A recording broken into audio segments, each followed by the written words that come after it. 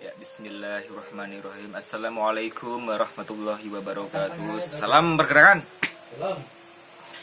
Alhamdulillahirabbil alamin wa bihi nasta'in wa ala umuri dunya waddin. Wassalatu wassalamu ala asyrafil anbiya wal mursalin sayyidina wa maulana Muhammadin wa ala alihi washabihi ajmain amma ba'd. Perkenalkan, nama saya Adi Andita Putra. Saya salah satu kader dari Rayon Sains dan Teknologi UIN Wali Songo Semarang. Dalam video kali ini saya akan sedikit berbincang tentang potensi PMI dalam membangun sebuah jaringan. Sebelum kita membahas tentang PMI membangun sebuah jaringan, potensinya, kita akan berbincang sedikit tentang apa itu PMI. Jadi PMI ini merupakan salah satu organisasi kemahasiswaan yang berdiri pada tanggal 17 April 1960 yang memiliki tujuan yang termaktub dalam anggaran dasar anggaran rumah tangga pasal 4, terbentuknya pribadi muslim Indonesia yang bertawakal kepada Allah Subhanahu wa taala, berbudi luhur, berilmu cakap dan tanggung jawab dalam mengamalkan ilmunya, serta komitmen dalam memperjuangkan cita-cita kemerdekaan bangsa Indonesia. Jadi memiliki tujuan sangat mulia di PMI kali ini, sahabat-sahabat. Untuk merealisasikan tujuan tersebut, diperlukannya kita membangun sebuah jaringan. Jaringan di sini memiliki fungsi dan manfaat yang dapat kita rasakan sebagai kader PMI. Untuk fungsinya, apa itu fungsi dari membangun jaringan? Nah, membangun jaringan sendiri ini memiliki banyak sekali fungsi. Salah satu yang saya tahu, yang saya pegang, fungsi membangun jaringan. Jadi kita itu dapat mudah dalam melaksanakan suatu hal ketika kita memiliki jaringan. Dalam hal apapun, seperti pembuatan event atau melaksanakan aksi, melancarkan kegiatan. Kalau kita punya sebuah jaringan, itu akan lebih mempermudah kegiatan kita. Bayangkan saja kita bergerak sendiri, itu pasti sedikit menyulitkan ya, sahabat-sahabat. Jadi fungsinya di sini dalam membangun sebuah jaringan adalah untuk mempermudah kita dalam melaksanakan roda organisasi dan merealisasikan tujuan dari organisasi tercinta kita, seperti itu.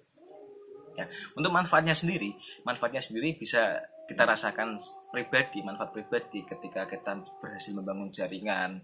Kalau di ranah rayon, kita membangun jaringan kepada teman-teman seangkatan. Jadi ketika ada mata kuliah atau kita ada kegiatan kemanusiaan, itu teman-teman pasti langsung ayo kita langsung gas, pokoknya saling membantu. Itu manfaat pribadi ya di tingkat teman-teman. Kalau di tingkat dengan pengurus rayon, kita bisa diberikan ilmu-ilmu, diajak belajar, seperti salah satu di sini yang sedang saya buat ini, salah satu tugas dari pelatihan kader dasar. Ini manfaat, kita mendapatkan ilmu dari diajak oleh pengurus rayon seperti itu.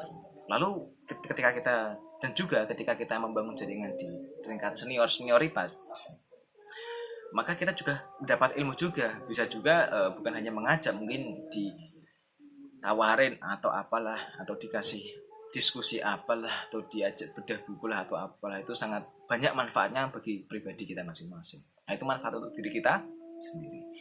Ada juga manfaat untuk organisasi. Jadi ketika organisasi memiliki jaringan yang luas, yang besar, itu memudahkan dalam segala bidang, maupun dari segi mencari pemateri, atau dalam segi peningkatan kualitas intelektual kader-kadernya, maupun peningkatan finansial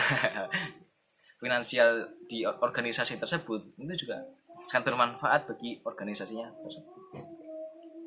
Jaringan. Untuk di tingkat rayon sendiri, karena saya belum pernah merasakan di tingkat komisariat ya, sahabat-sahabat, jadi saya bercerita sedikit tentang di ranah rayon. Jadi di ranah rayon sendiri ini ya bisa dirasakan teman-teman kader semuanya di tingkat rayon, bahwasanya di rayon ini mungkin sampai tingkatnya itu hanya sampai membangun jaringan di dekan fakultas, satu fakultas saja, itu sudah bagus itu. Ya, Meskipun beberapa kita juga kenal dengan rayon-rayon lain seperti rayon Usuluddin di sebelah atau bahkan rayon di luar Wali Songo itu juga bisa. Tapi lebih akrabnya, lebih konteks, lebih kentalnya itu bersama dengan rayon-rayon sendiri. Jadi pembangunan di rayon ini di teman ke teman seperti diangkatnya ketua Almapaba itu untuk merekatkan teman-teman satu angkatan.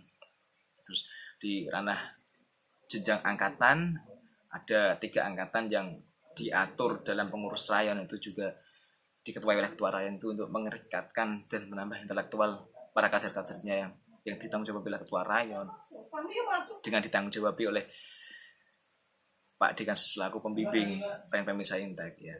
Ya PMI di Wali Songo ini termasuk yang terbesar di Wali Songo. Jadi tidak asing lagi ketika kita datang ke Wali Songo untuk berbicara apa itu PMI.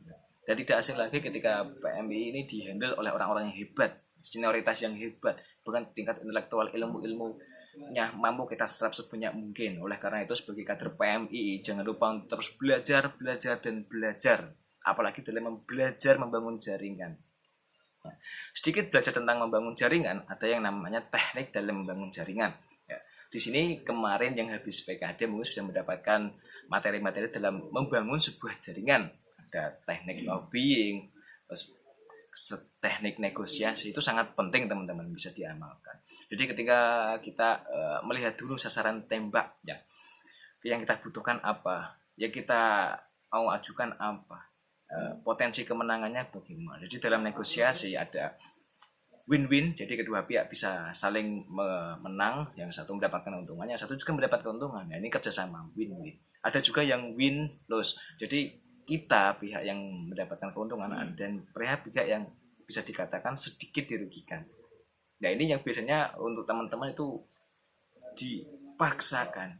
Contoh kecilnya seperti ini, pemindahan mata kuliah. Nah teknik lobbying di PMI yang diajarkan oleh pemateri terus senior-senior kita itu bisa bermanfaat di bangku perkuliahan juga.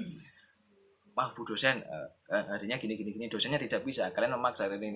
Nah akhirnya deal, nah kalian kan mendapatkan keuntungan sedangkan dosen mendapatkan sedikit kerugian, seperti itu, win and loss. Ada juga yang loss and win. Nah ini bisa dibilang sedikit kesalahan kita dalam melakukan negosiasi. Terkadang negosiasi itu tidak langsung serta-merta mulus seperti yang kita harapkan. Ada beberapa gejala, mungkin bahkan lawan negosiasi kita lebih cerdas, lebih pintar, lebih tahu menguasai medan maupun materi yang akan dibicarakan. Wah itu sangat repot ketika kita berada di posisi lost win. Atau meskipun kita kalah seperti itu, kita masih memiliki kesempatan terakhir, teknik terakhir yang mungkin bisa teman-teman siasati untuk ketika waduh aku sudah kalah, loss and loss. Nah loss and loss ini keduanya saling dirugikan. Jadi bisa dibilang negosiasi ini berpotensi untuk mendapatkan kegagalan itu lebih tinggi daripada mendirikan negosiasi tersebut. Oke. Jadi terima kasih sedikit yang tadi saya bicarakan. Semoga video ini bisa diterima dengan baik. Saya juga selaku kader masih perlu banyak dan belajar. Apalagi saya juga sedikit suka dengan teknik-teknik membangun jaringan seperti ini, negosiasi. Semoga di tingkat komisariat nanti, apalagi di tingkat cabang lagi, ini bisa menambah wawasan saya tentang jaringan seperti itu. Juga sahabat-sahabati untuk kedepannya agar terciptanya kita sebagai kader PMI yang militan, yang berkompeten, berintelektual. Terima kasih. Akhirul kalam. Wassalamualaikum warahmatullahi wabarakatuh. Salam pergerakan.